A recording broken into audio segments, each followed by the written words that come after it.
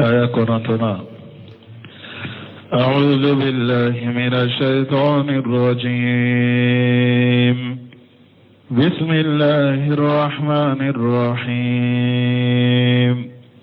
والله الذي أرسل الرياح فتثير سحابا فسقناه إلى بلد ميت فأحيينا به الأرض بعد موتها كذلك النشور. من كان يريد العزة فلله العزة جميعا إليه يصعد الكلم الطيب والعمل الصالح يرفعه والذين يمكرون السيئات لهم عذاب شديد ومكر أولئك هو يبور. والله خلقكم من تراب ثم من نطفة ثم جعلكم أزواجا وما تحمل من أنثى ولا تضع إلا بعلمه وما يعمر من معمر ولا ينقص من عمره إلا في كتاب إن ذلك على الله يسير. بسم الله الرحمن الرحيم.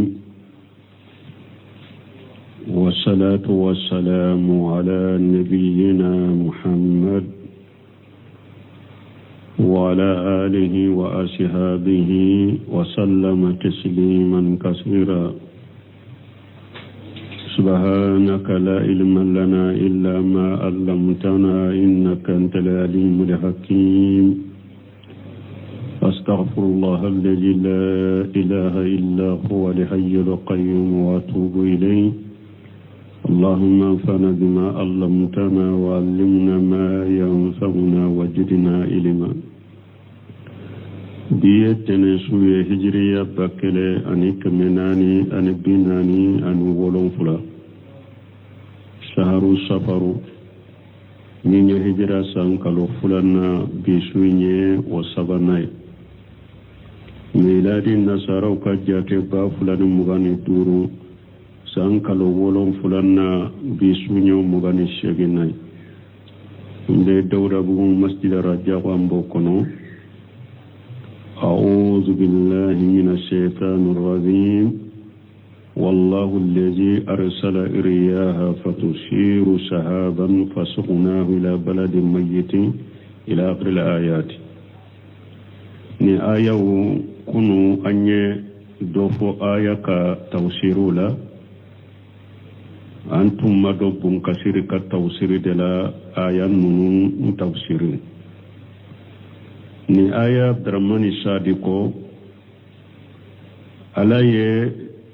dalila iranna dalilul aqliya ka dalila sabana hakilina dalila sabade iranna nin qur'ana ni aya ukono ko ale ala be saka kunu ko qiyamado dalila saba ayode foni aya kono mimba ira ko alebe saka kunuke folo dugu kolo nyana mali ni sanjie asalen kofe fulanna hada madun dali kabo bogola ani maniji sabana ni ala ko alebe fembedo ni abe fendo ni be fembedo donc ko odila ibesola nin fen sabala ya yirani aya kono ko ale be saka kunuke taramani sadiyo fo bun kasiru ko kasira ma yastadillu ta'ala ala al-ma'adi bi ihya'ihi li-ardh ba'da mawtiha. bun kasiru ko akacha ala be delila ke sageli ka hada madun sagi ku kunu yomle kama do akacha ala bo delila ke dugu kolonya na maliye asalem kofe kama fi suratul hajj komi naɓe suratu hajji kono yunabbihu ibadahu an ya'tabiru bihaja ala dhalika alaba ka jon hakili jigi ku ka jate mina keni dugukolo ɲanamali ye saka kunu fana ka fa inna al arda takunu maytata hamidatan la nabata fiha dugukolo be ke wakati dɔ la sale a jale falen fen si t'a la fa ija arsala ilayha sahaban ni ala ye kabanogo ciya ma tahmilu lima wa anjalahu alayha kabanogo be jita ka ji jigin dugukolo kan ahtajat warabat wa ambatat min kulli jawdin bahij ni kabanogo ye ji jigi dugukolo in kan dugukolo in bɛ lamaga ka bugu ka bɔ ɲɔgɔn na a bɛ falen fɛn ɲuman bɛɛ nɔniya caman a b'o falen kajalika ali ajishadun ija arada allahu taala ba'saha wa nusuraha aw farikolo fana b'o cogo de la ni ala y'a laɲini k'u ɲanamaya k'u bɔ kaburu kɔnɔ anjala min tahti al-arshi mataran yawummu al-arda jami'a bungasira fo cogo mi ala be sanji do jigi kabol lare shi koro sanji mbe dugukolo imbeta fatumbitu al-ajsadu fi quburiha hada madon farikolo be fale uka kaburu kono ni o sanji kama tumbitu al-habbatun fil ard komi falen fembe fale dugukolo ka cogo mi ولهذا جاء في الشهيد نند قصنا نهر سهلن كنو كل ابن آدم يبلى إلا أجب جنب منه خلق ومنه يركب تيدن كو حديثا ببوار مسلم كنو كون هذا مدين دون نايكا كبرو كنو يفري كلو يرب بيبي كرو كافر بغوكا فكلوني دوبي وبافو أجب جنب ote koro ote fara bogoka minhu khuliqa wa minhu yurkab hada madeni tumami ala tumbidda ayika dalinda minani okoloni de ewa okolonde be to fana komi sifase ma qiyama la bi kadali to da odeka kida kurai ولهذا قال تعالى نند قصلكم مسمين كرتالندو كذلك النصور dugukolo ɲanamayira cogo min a salen kɔfɛ dɛ awa aw fana bɔli kaburu kɔnɔ a bɛ kɛ nin cogo kelen de la a fana ka bɔli bɛ kɛ nin cogo kelen de la kaburu kɔnɔ wa qawluhu ni alakum man kana yuridu al-ijjata falillahi al-ijjatu jami'a ay man kana yuhibbu an yakuna ajija fi dunya wal akhirati mɔgɔ min b'a fɛ ka kɛ mɔgɔ ba ye diɲɛ ani lahara fal yaltazim ta'ata Allah ta'ala awa ala bato kɛ i yɛrɛ bila ala bato la i ka ala bato ni mɔgɔ min bɛ kɔrɔta de fɛ ni bɛ bonya fɛ diɲɛ ni lahara ala bato masa min kɔrɔtalen don fa innahu yahsulu lahu maqsuduhu ni ala bato i b'i ka laɲini sɔrɔ bonya ni kɔrɔta diɲɛ i b'o sɔrɔ لأن الله تعالى مالك الدنيا والآخرة parce que Allah de diɲɛ marabagaye Allah de lahara marabagaye وله الإجة جميعا bonya ni kɔrɔta bɛɛ ye Allah de ta ye كما قال تعالى komi Allah ko masa min kɔrɔtalen don الذين يتخذون الكافرين أولياء من دون المؤمنين Allah ko mɔgɔ minnu n'u bɛ kafiriw minɛ k'u kɛ bisi ɲɔgɔn ye ka mu'miniw to ye mɔgɔ minnu bɛ kafiru mina k'u ka bisi ɲɔgɔn ka muminu to ye a yabtaguna indahum al-ijjata yala aw ye kafiru mina k'u kɛ bisi ɲɔgɔn ka muminu to ye a bɛ bonya ni kɔrɔta de ɲini fɛ wa fa inna al-ijjata lillahi jami'a ni mɔgɔ min ye ay ayabtaguna indahum al-ijjata fa inna al-ijjata lillahi jami'a munu ye kafiru mina k'u kɛ teriye yala u bɛ bonya ni kɔrɔta de ɲini kafiru fɛ wa n'a bɛ bonya ni kɔrɔta de ɲini kafiru fɛ bonya ni kɔrɔta tɛ kafiru ta ye fa inna li ijjata lillahi jamia bonyani korta be ala de tay wala aya nyini ala de fe wa qala ajja wa jalla alakum masammin kaba korta lenu wala yahjunka qawluhum akoti de ma ukad kasru ka kuma ukani dusu kaside ukani la fujunu de inna li ijjata lillahi jamia awa bonya be ala de tay yimbe bonyani korta nyini iba nyini ala de fe wa qala ta'ala alako aya wala masammin korta lenu walillahi li ijjatu ولرسوله وللمؤمنين ولكن المنافقين لا يعلمون alako bonyani korta ala de tay bonyani tide ne tay ani mu'minu me munafiqu todo mana bonya be ni korta be soro ala bato de la bonyani korta be soro tide mbatole de la bonyani korta be mu'mini de mu'minu bonyani korta be ulude bonyani kortate kafiri bonyani kortate munafiq bolo me munafiq todo qala mujahid man kana yuridu al-ijjata bi ibadati al-awsan mujahid ko ni mo min be bonyani kortani ni boli bato de falillahi al-ijjatu jami'a aw bonyani kortabbe ala de taybe ala de bato wa qala qatadatu man kana yuridu al-ijjata falillahi al-ijjatu jami'a فليأتجز بتات الله عز وجل قتادة كل مؤمن بكورتاني بنياني كورتا بي على دتاي اوا يكي يري كورتا كي يري بنيا ني على باتودي وقيل من كان يريد علم الإجة لمن هي دوكو ني مؤمن باف كادو يالا بنيا دون تارو ني باف كودو فإن الإجة لله جميعا إكادو كو بنيا أبي على دتا نمغمي بافي كادو دي حكاه ابن جرير يني مفلا وقوله إليه يشهد كلم طيب دونك لا ني يورو لا درانت من منا هذا مدي نيبه بنيا دي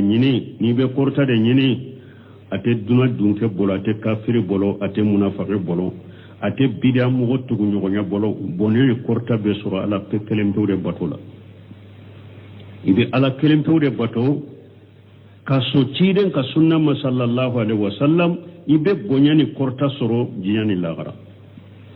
maka dia ka fenkura munun nana ni eko bonyani korta ni joyoro iba nyini odela awte soro de bonyani korta to bolo utate min taro ye ala de be ala de bato ala tay minye be sode ma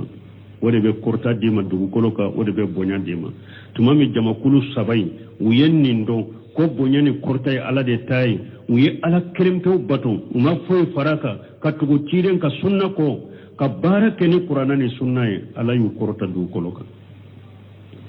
uye jiya ka kafir be mara dugu kolo dunke siranyu ya be mara metumami ciden ka manto laba ujora qur'ana la ujora hadisa uyerela ulu yere bolo qur'ana banya marani ko munu nya hadisa munu banya marani ko munu ciden ka hadisa banya o kasuma ube otenya ni wakati la an fana wakati na ka kowde do an ka wakati ka koye munye fon ka do de la tuma mislama manto ndonna wala udoyara ka to be ko fe jian do ma idoya ma bebuka awate boka fana de foka sage kata ala de mo ka nyine ala de fe ala ku ka ke chogo min foka ko chogo de la ti den ko ka ke chogo min fon ka ko chogo de la ambe bonyani porta soro de la qawluhu ilayhi yash'adu al-kalimu at-tayyib ya'anni zikran wa tilawata wa du'a na ko kuma nyumon ubeyele kata alama zikiru qur'ana kalawu du'a qalahu khayru wahid min as-salaf mogo yenni fo har mogo kelente salafula ko kuma nyuma e jumae jikiru qur'ana kalawu du'u wa qawlu nako wal amalu salihu yarfa'uhu qala adadu min ahli al-ilm doni ke baga jata udoko al kalimu tayyibu zikrullahi ta'ala ko kuma nyuma e jumae ala kosuma yushadu bihi ila allah azza wa jalla ubeyyele nay kata alafe wal amalu salihu ada'u fara'idihi ko bara nyuma jumae amalu sale jumae kala ka fardawdi wa man zakara Allah ni mu'mini ala qasma wala muyudi fara'idahu urudda kalamuhu ala amalihi ni mu'mini ala qasma mima ala ka fardawdi ubuka kuma musagi ukabarauka fakana awla bihi ede beke ikakanika kuma uyesisa uteta sanfe erede kakanika kuma uyesisa ube sagima ni farda umadi qala adadu min alulama doni kabajatu doko al amalu salihu yarfau al kalama tayyiba doko ko bara nyuma ode be kuma nyuma untakata sanfe وقال إياس بن معاوية القاضي لولا الأمل الصالح لم يرفع الكلام من إياس بن معاوية القاضي لكو كن بارا نمتنت كوكما نمت كورتا وقال الحسن وقتادة لا يقبل قول إلا بأمل الحسن قتادة ولكو كب وكما تمنا نبارته kuma temina ni barate yaro suron ko sadi ko tawsiri fula benena tawsiri fulo minye kuma nyumauye jikiru qur'ana kalaw duawu udube korta kata alama minye bara nyumau fanaye dusukun baraw dusukun ka baraw anu sufe ka baraw ulu fana be yele kata alama minye sallu yesu jakabo hijun ulu fana be korta kata alama komi kuma nyuma be korta kata alama chokomi ako ya tawsiri doye ako do fana ko kuma nyuma be yele kata alama jikiru ni qur'ana kalaw ni duawu me bara nyuma de bu korta kata wa qawluhu naqu walladhina yamkuruna sayyiati qala adadu min alulama doni ka bagajatu dokoni ayat tawsiri lakum almurawuna bi amalihim mu'minun be ukabaraw yara mogoro bu yere jiranu kabaraw ye mu'minun be ko jugu ke dabali jugu ke fera jugu tige ko oye jonye munun be wa yere jirake nu kabaraw ye ya anni yamkuruna bin nasi yuhimuna annahum fi taati Allah ta'ala wa hum bukhada ila Allah azza wa jalla yurawuna bi amalihim mu'minun ba ke kayira mu'ula ka ke komi ulube bato de la kasoro alaka jugu de do ubu yere jiranu ka barawye konni ayal la nyine ulude wala yajkuruna Allah illa qalila awa uta ala kusuma fo ala kusuma fitini wa qala Abdurrahman ibn Zayd ibn Aslam humul mushrikun minye Abdurrahman ibn Zayd ibn Aslam aleko mushrikun yamkuruna sayyiati alaykum mushrikun kum mushriku dedo wasahihu annaha ammatun wal mushrikuna dakhiluna bitariqi al awla bun kasirikum min salenu ayan ye gorbali da ba bedeta akum mushriku beddo akono ludi doli kaka kono ulu beddo akono wali haja qala ta'ala ninde ko salakum masamin kortadino lahum azabun shadidu akol la jababu yalla jabamun kagiri akagele o makru ulaika huwa yaburu awa nunun ka ferenu kadabali o kabaru abe chinyalende do ay yufsidu wa yabtelu wa yajharu jayfuhum an qaribin bil ul absar wan nuha o kabaru be chinya o be bange o chinyalun kangalo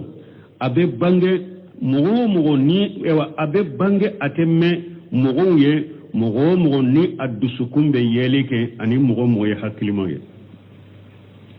yere jiranti ya yere ke chogo ka yere ke arabara kala ye chogo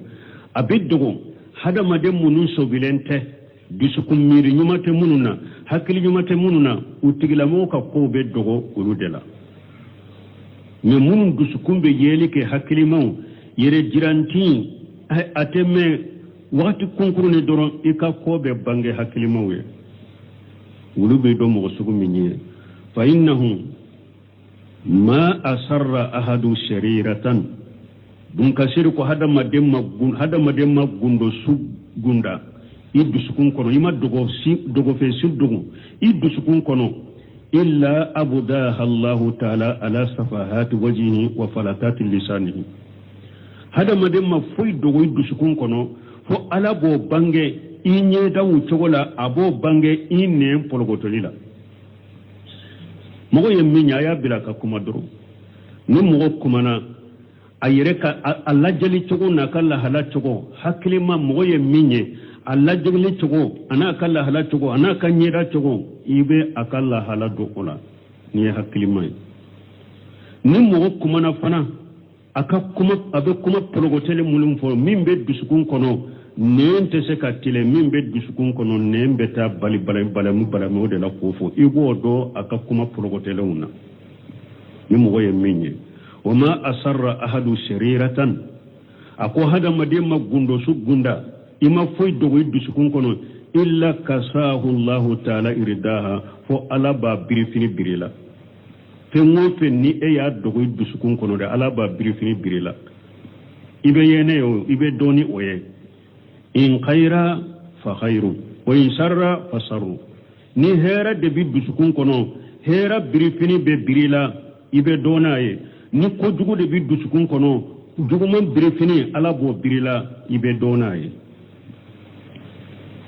fal murai la yaridu amruhu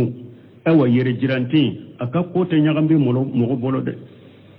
wa yastamiru illa ala khabin yere jiranti ka kote nyagambe ute dume foni mogo munu nye fendo mbalini nalumaye yere jiranti be dogo uludela aka kobe kontine katanu ulude te bo akalama aka kobe gundo abedo ko ulude la ulude kana qabi min te fen kalama amma al mu'minuna al mutafarrisuna min mu'minu jate mina kelaw fala yaruzu jalika alayhim yere jiranti ko te nyagambi ulubolo yere jiranti de do ulula de mu'mini jate mina law yere jiranti ka ko te nyagambi ulubula te do ko ulula bal yankashifu lahum an qaribi atemme akako be banguye wa alimul ghaib la taqfa alayhi qafiyatu awa ko dogolen don baganyere fana ala dogo fente dogo wala de dogo fensite dogo wala wala hadamade yekera chogo imamuna maliki wode fo akom ma kana lillahi yabqi wa ma kana li ghayri llahi yajhabu sharia maliki ko min kera ala kama ha ko obe tode ni min kera ala tanade kama ko be tatele ya de la wote sabati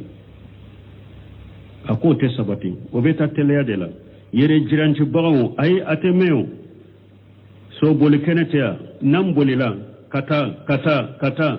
min yere jirantu wulu be jo wulu tate dumeo ate kontine min kera ala kama maliki ko obe kontine obe tugu nyuguna kata obe kontine me ako fengo fe make ala kama obe tige ayo fotu mama ya kama wata dila uko malike mako mwata kacha de kalanden kwa mako mwata kacha de itika kitabu nto yele mako mundu ako mwata kacha ako atwe minkera ala kama obe to mimmake ala kama obe tige akera chogori mwata shiddo nente jiyan kono shani malike kama mwata inte atobe tununa wala hada madenki jija gundonu bange ankanka ko ke ala kama ko yede ko ebe qaybu do wa ebe mo ko dusugun kono ay ante qaybu do de me mo ko ni jere jirante wa e ka kote dogo mu'minu la de ala ka jonyuma mu'minu korosi kelaw munun dusukumbe yelike munun be jate mineke ite dogo wulo la de ibi doni taman shewe mo ubi doni taman shewe ala ba birifiri de birilaw inne mba polgotolu de kay inne ka kuma chogo ni ka ne chogo ni kala hala chogo haklimo bido wa qawluhu ni alako wallahu khalaqakum min turabi summa min nutfati akwala yauda ka bo bogola min ya fada mo ko fi awyere mani ji la wajiji fitini ay ibtada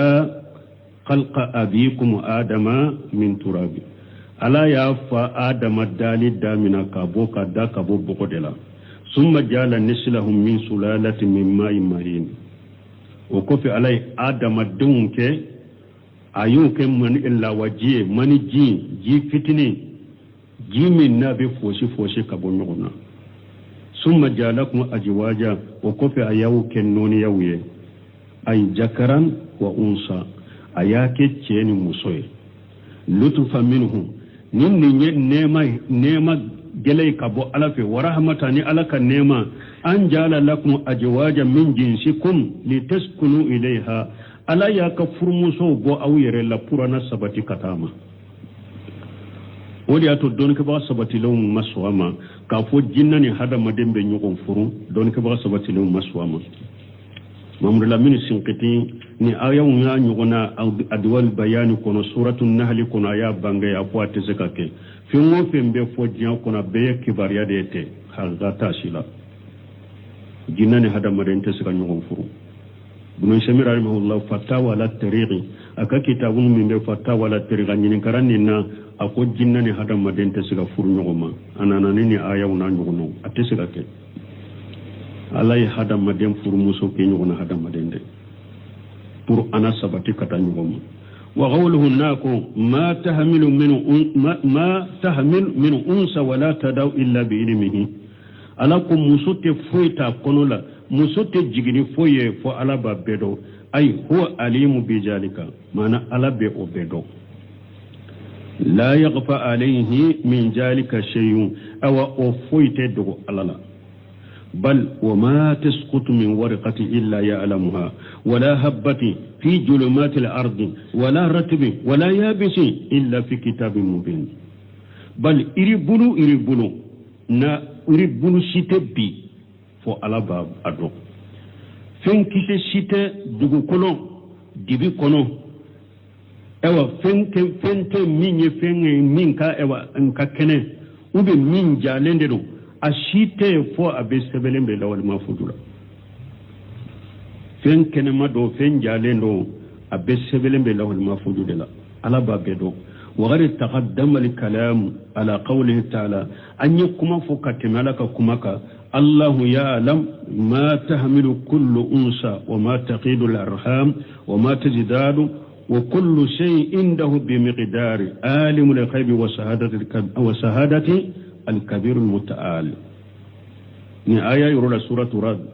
afora yakafo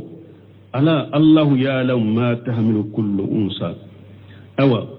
muso nabe minta konola ala bado wama yaqidu al arham benso be demmin filika sura madafa awa ala bodo wama tajdadu demmin dali be jidi denso kono fukata dafa adafalen kabbo ala bodo wa kullu shay indahu bi miqdari nimbe la tigelendo hakke de be nimbe la alafe alimul ghaibi wa shahadati ale ala de be fen dogolendo min dogolembe damfe na ala bado min be damfe nya koro nu nya bala ala bado al kabiru ala de masabaye al mutaali ala de kortaleno ajati kortalendo atoko kortalendo ma onkutu kortalendo wa qawluhu أجا وجل نعلكم مسامين كرتالين وما يؤمر من مؤمر ولا ينقص من أمره إلا في كتابه أي ما يؤتى بعض نطف من الأمور الطويل يعلمه معنى لا وجمي ni ala bada denso kono kasi jandama ala bodo ala billa wajimmin da denso kono olla waji kasi jandama jiya kono ala bodo وهو عنده في كتاب الأول ولا وجنك شجاع حكم من فلنية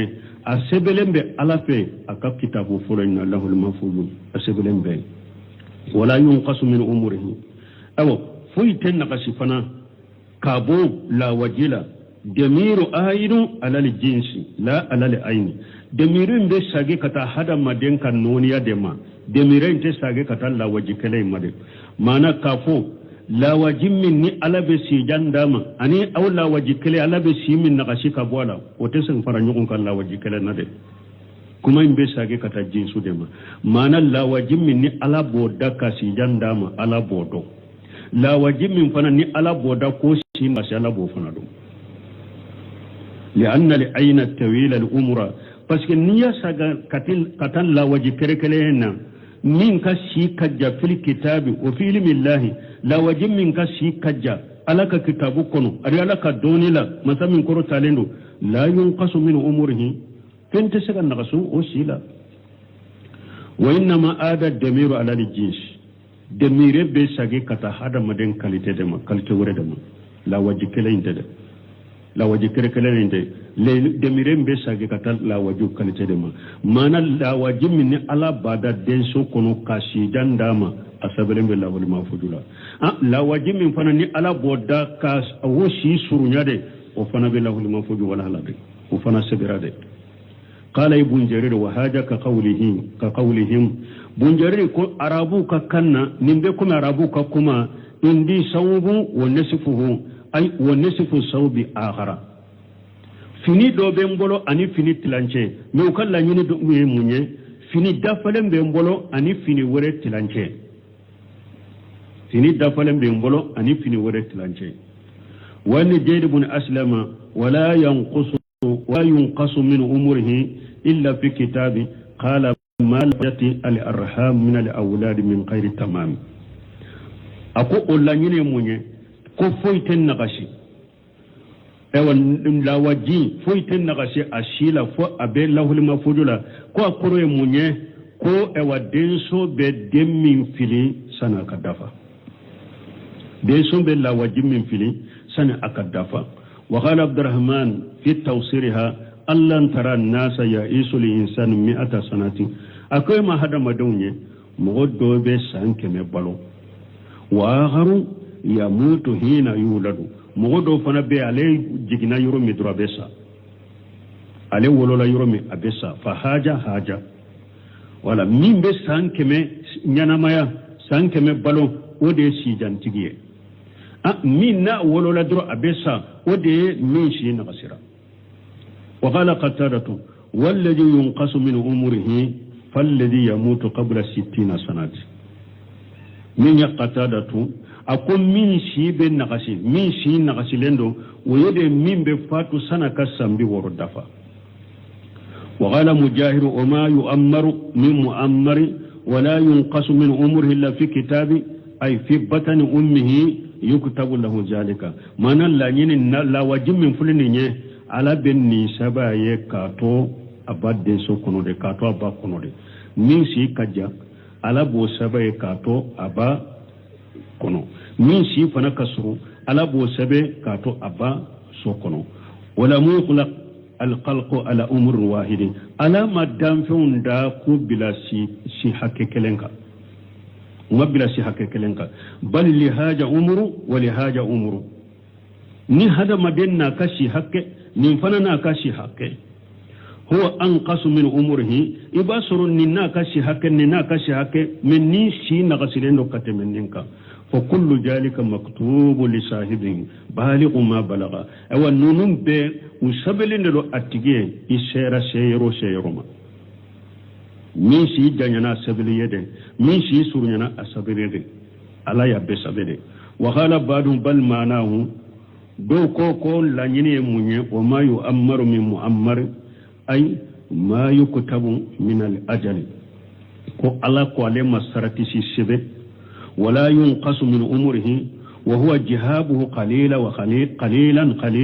ko amam mushika si nagasi mana ni si bake kata doni be bake kabwala fo katisa al-jami' ma'lum inda Allah ta'ala sanata ba'da sanati وسهر بعد السهر وجمعة بعد جمعة ويوم بعد يوم وساعة بعد ساعة الجميع مكتوب عند الله تعالى في كتاب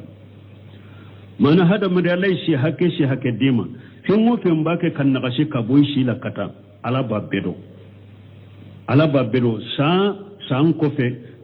كالو كوفي جمع كوفي دون كوفي erikele ko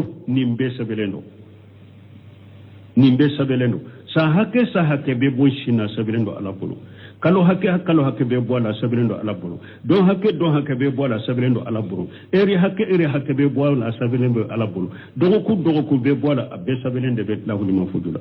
ko la nyine ni ani Anas ibn Malik radiyallahu anhu كارثة من أناس بن مالك ملك جيكا بواما قال سمعت رسول الله صلى الله عليه وسلم يقول كو علي ملك تشيدم ملك تنونا كسبك تشيدم بافو من سره أن يبسط له في رجعه وينسى له في عصره فليصل رحمه وتشيدم كوني مغمم بافي على كي غرجاغي يروا كما كونني كي إشيلا كوي كاسينجتو ikasinjitu mana bunkasiriye nin nati mun kama ni ala ko ale be mugo shi janya nun ka shi be janyaw min shi be surunyaw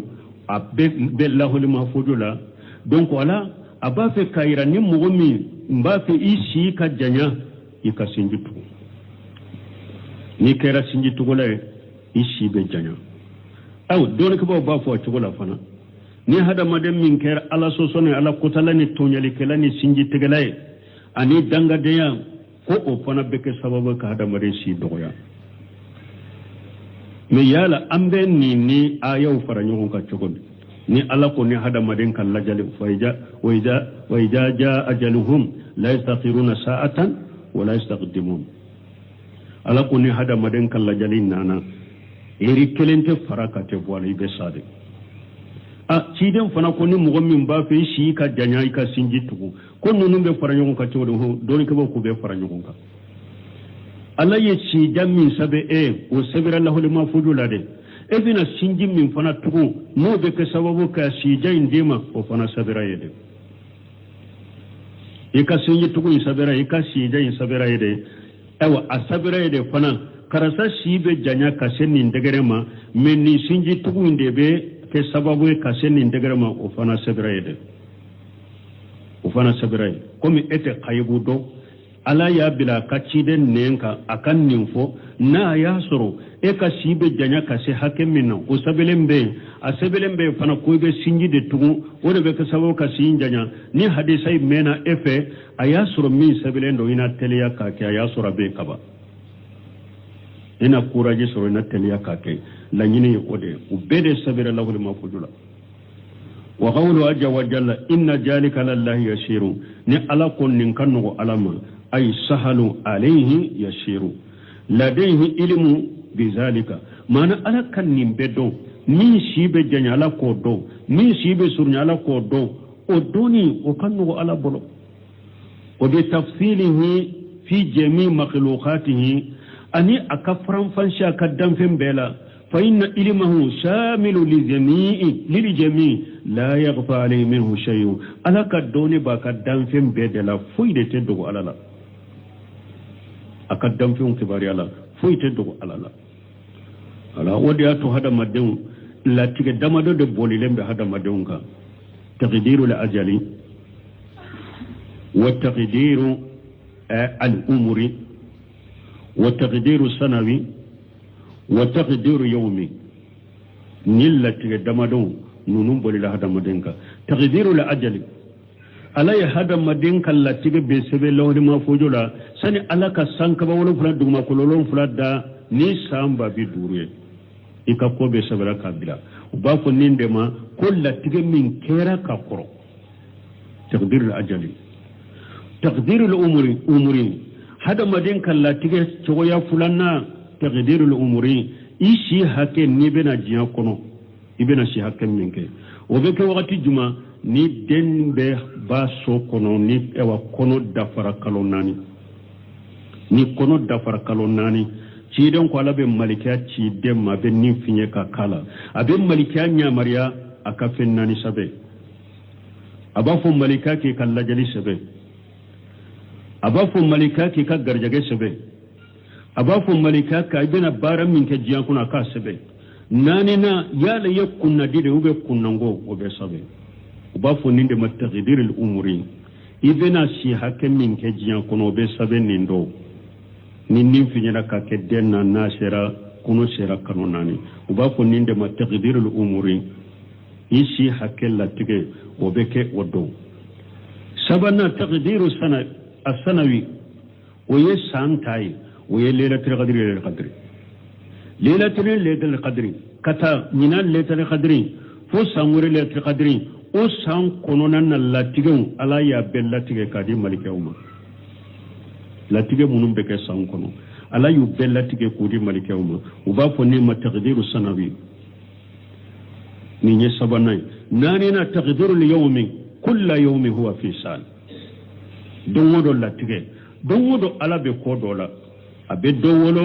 dɔ bɛ sa dɔ bɛ bana dɔ bɛ kɛnɛya dɔ bɛ kɛ setigi dɔ bɛ kɛ fanta ye dɔ bɛ sa dɔ bɛ ɲɛnamaya dɔ bɛ kɔrɔta dɔ bɛ majigi don o don wa kulla yawmi fi sal u b'a fɔ nin de ma ko taqdir yawmi وما يستوي البحران هذا عذب فرات سائغ شرابه وهذا ملح أجاج ومن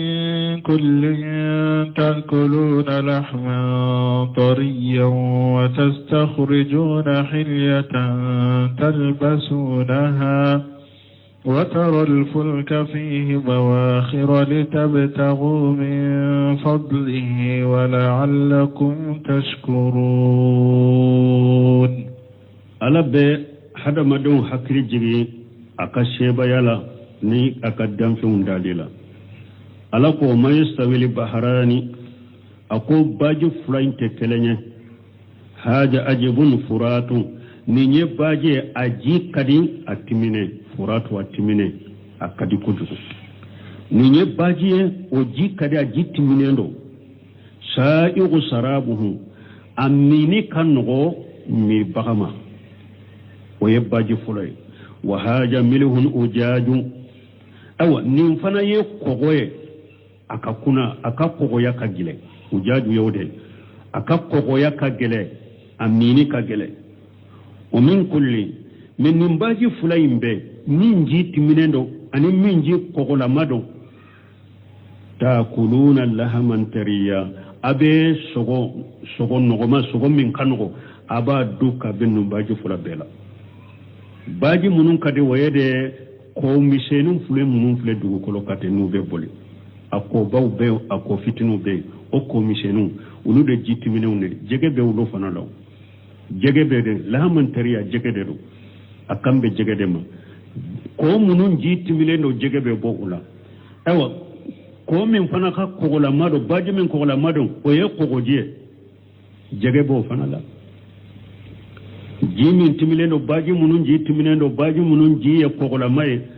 a bɛ sogo bɔ nin bɛɛ la sogo min ka nɔgɔ min ye jɛgɛ bɛ bɔ nin bɛɛ la a b'a dun wa tastakhrizuna hilyata talbasunaha awa a bɛ masiri fana bɔ o kɔnɔ baji ninnu kɔnɔ masiri minnu n'a b'u siri min ye jama ni lulu ni fɛnw bɛ bɔ ji kɔrɔ jiw dɔ bɛ yɛrɛ sanu b'u kɔrɔ jama b'u jiw dɔ kɔrɔ lulu ni marjana bɛ bɔ ji kɔnɔ a bɛ olu fana bɔ k'aw yɛrɛ masiri n'u ye watara alfulka fihi mawakhira aw ibe bato ye a bɛ ji fara n'a disi ye litabtagu min fadlihi pour aka do bato in fana kɔnɔ aka ala ka fasamanta ɲini ni jago ye ini ka minɛnw ta ka bɔ ni jamana la ka t'u fɛrɛ jamana dɔ la ni jamana in fana ina ka minɛnw ta ka na jamana wɛrɛ ka t'u fɛrɛ ka bɔ dugu la ka taa dugu la ka bɔ jamana la ka taa jamana la ni aka minɛnw ni jago ye sanni fɛrɛ n'a bɛ ala ka fasamanta ɲini a b'o fana kɛ wala'allakum tashkurun ala ye ninnu bɛɛ kɛ aw ye pour ninnu na kɛ sababuya ni ala barikada de يقول تعالى منبه على قدرته العظيمة في خلقه الأشياء المختلفة بن كثير ko ala ba fo masamin koro talendo kan hakili jini aka shebaya bala ye shebaya ba minke aka damfin dalila damfin munun nu kan noniya utekelenya wa khalaqa al-bahrayn al-ajab julala alaye baji fulada baji dobe ale kaji kadi atiminendo wa huwa hajihi al-anharu sarihatu bayna an-nas min kibari wa shigari ako baji minun ji timinendo o yede ako nin ko munun fule ka bole hada madawun cela ako bawbe wa ko fitin ube وبحسب الحاجة إليها في الإقليم نبب لمغوشلا أكو بوبي أكو فتنوبي نهد مدونك هاجو هكي في الإقليم دقو فتنولا والأمصار أني دقو بولا والأمران أني إوا سو كنو دقو كنو والبراري أني إوا جرنكا والقفاري أني كنو بو وهي أجبة سائق سرابها ويجيت ملي جيمي ni amini kango limani arada jalika ni mo mi nyalla nyini kami amini kango yima ajit minendo o yebbaji fuloy wa haja minhu jaju aw nimbaji mfana fule aleji ogodedo akogoya fana ka giride koy ay huwa al bahru sakinu alladhi tasiru fihi sufun al kibar o yede baji bin sabati lendo baji min nibato bawbe bola kono وإنما تكون مالحة جقاقا مرتا أو ألف قغل مدد أكاقغ يكجغو أكاقنا ولهذا قال نند قصلكو وهذا منه أجاج أي مر نيني قغل ماي أكاقنا ثم قالوا كفي ألكو ومن كل تأكلون لحما تريا يعني السمكة men ni baji fulembe min jit minendo min ji ko la mado abe jege mina kaboni mbela kadu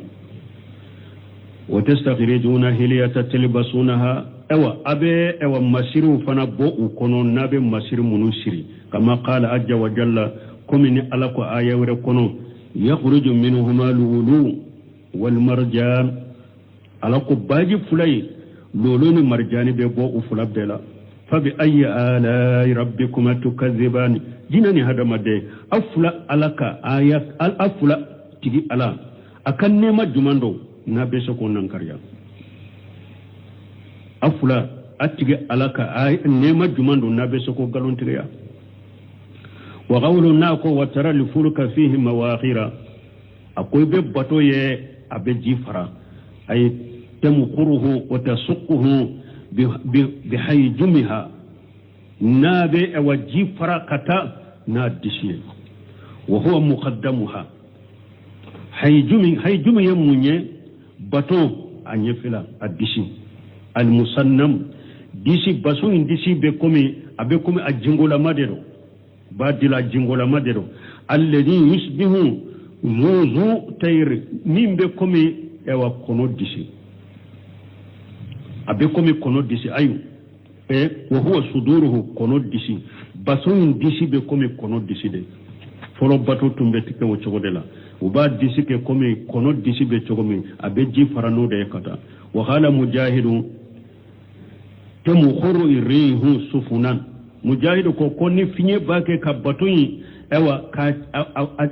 a chikata manaka agoshikata ولا يمخر ريها من السفن إلا الإذام كفنية باتو شي غوشي كتا فو باتو باو فيني بولود غوشي كتا وقوله ني على كل تبتغوا من فضله نا كفر أكلك فسمنتاني أي بأسفاركم بتجارة من قطر إلى قطر وإقليم إلى إقليم puru aka alaka fasamantani na katama yabe tama minkeni jagoye kabo fandola kata fandola kabo dugudola kata dugudola yabe takana sagike fandoni nyonche duguni nyonche wala allakum taskuruna alayen ninkiyawiye puru akala barakada ay taskuruna rabbakum ala tasqirihi lakum ninkerawiye de puru ningake sababu anawtigi ala barikada ayen ninko munun kolo awiye hajal qalqal azima alayen nin damfen ba min kolo awiye ana ala barikadaka wa huwa al-bahru wa damfen yajma wa yabaji tatasarrafuna fihi kayfa shi'tum aw bake ka sago ke baji la chogo mi nyaw jabo ke watajhabuna ayna raditum na yirum lanyini ay yirum lanyini abetay wala yamtanu alaykum shay'un minhu fuytibali awla badin kono na ba fe kata yoro abetay bal bi qudratihi ni alaka shay ana kala tige qad saqqara lakum ma fi samawati wa ma fil ardi temu fe damfen da fe be sanka bolon fulala damfen ban damfe be duguma kolon fulala ala ya bekkolo awye al jami'u min fadlihi wa min rahmatihi aw ala yin bekkolo awye sankaba danfew duguma kolo danfew nin bekkolora awye ni ala ka fasamantana ala ka nema de donc nin bekkan kabila hada madenka ikala barkada an kun nin bella nyine munye ni ala ba ka shebaya yira na ba ka danfew yira na ba ka nema yira ya fasamantan min kanye danfew ni nema dalila nin beye de puru ka yira hada madema ika ala kelem tawbatu kana foy batu ka faraka ika kelem tawbatu nin bella nyine wode sallallahu waqti siraya subhanakallahumma rabbana bihamdika ashhadu an la ilaha illa anta astaghfiruka wa atubu ilayk